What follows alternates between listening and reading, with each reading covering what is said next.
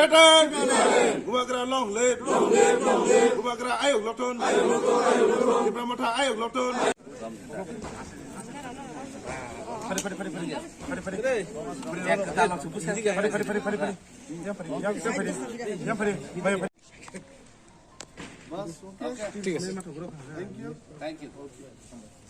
নাম বলবো না এদের, আপনারা ওনাদের থেকেও জিজ্ঞেস করতে পারেন।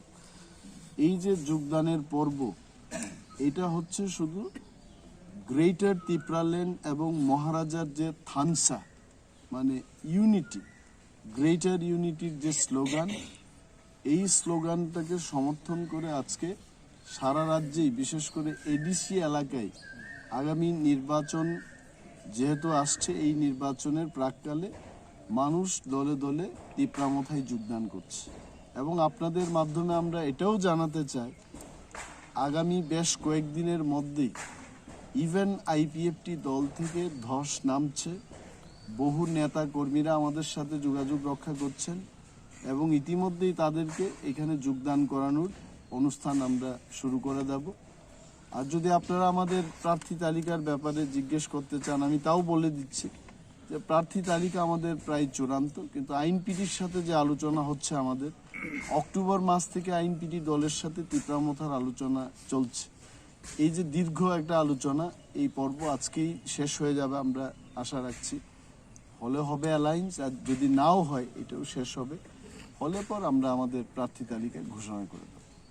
ধন্যবাদ। আইনপিটির সাথে আপনাদের নির্বাচনী আতাত কি মানে এখন কোন পর্যায়ে আছে? আজকে শেষ পর্যায়ের আলোচনা চলছে এবং এই আলোচনার একটাই ফল আসতে পারে, হয় অ্যালায়েন্সটা হয়েছে, হয় অ্যালায়েন্সটা হয়। একটা রেজাল্ট বেরিয়ে আসছে আজকে।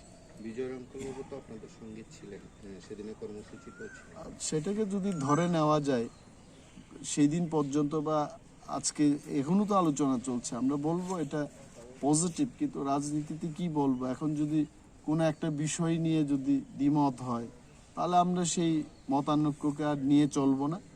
এবং মহারাজের কাছে আমাদের সমস্ত নেতৃবৃন্দ, কালকে আমাদের সিইসির বৈঠক ছিল, আমরা বলে দিয়েছি let us close this chapter, it is already now election time, যে যার মতো করে লড়াই করতে হবে।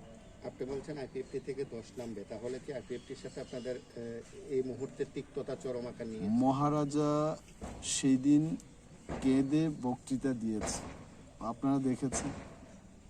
মানুষ একটা জায়গায় গিয়ে কান্নাকাটি করে, একটা হচ্ছে দুঃখে, আর একটা হচ্ছে মানুষের মধ্যে যখন জিদ চেপে যায় তখন কিন্তু কান্নাই ভেঙে পড়ে।